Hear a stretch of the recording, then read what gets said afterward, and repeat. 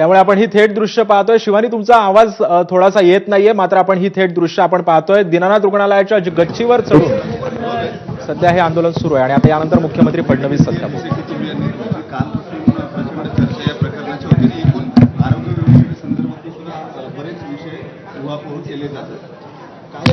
इसे कुटुंबियांनी माझी भेट घेतलेली आहे.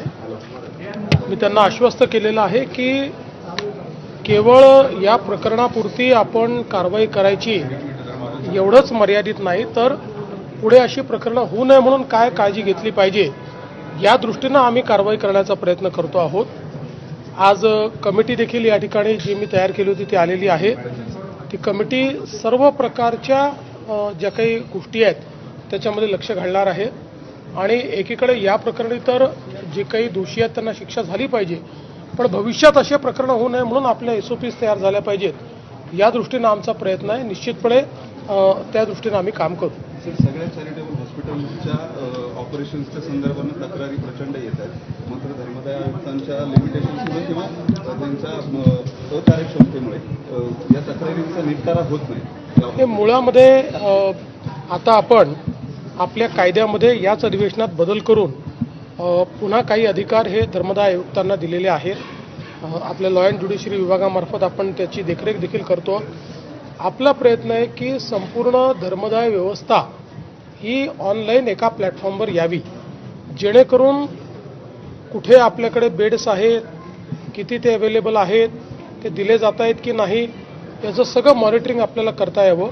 आणि याकरता CM ऑफिसमध्ये जो आपला मुख्यमंत्री आरोग्य कक्ष आहे तोही याच्याशी आम्ही जोडण्याचा प्रयत्न करतो आहोत, जेणेकरून त्यांच्यावर एक दबाव राहिला पाहिजे.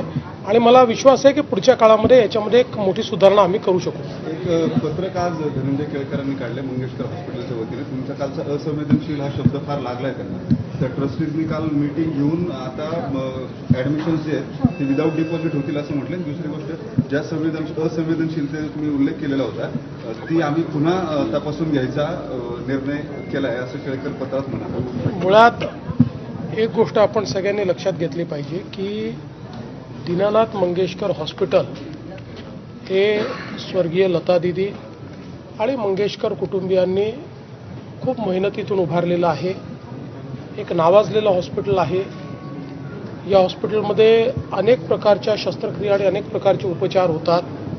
त्यामुळे सगळं काही या हॉस्पिटलचं चूक आहे असं म्हणण्याचं कारण नाही, पण कालचा प्रकार हा मात्र असंवेदनशीलच होता. जिथे चूक आहे तिथे चूक म्हणावं लागेल, ती चूक सुधारावी लागेल. जर ते सुधारण्याचा प्रयत्न करत असतील तर मला त्याचा आनंद आहे. आपल्या ज्या ज्या समित्या आता नेमलेल्या आहेत, धर्मदाय आयुक्तांच्याकडून नेमलेली समिती आणि आरोग्य विभागाची समिती, काही फाइंडिंग्स आल्या आहेत त्यासमोर?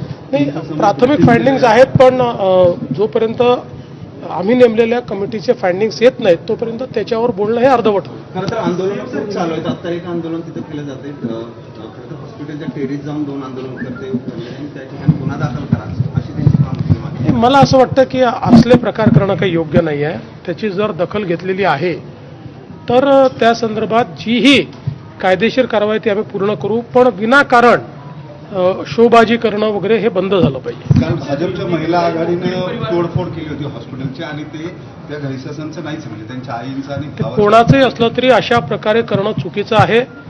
महिला आघाडी कोणाची असो, ती भाजपची असली तरी हे चूक आहे.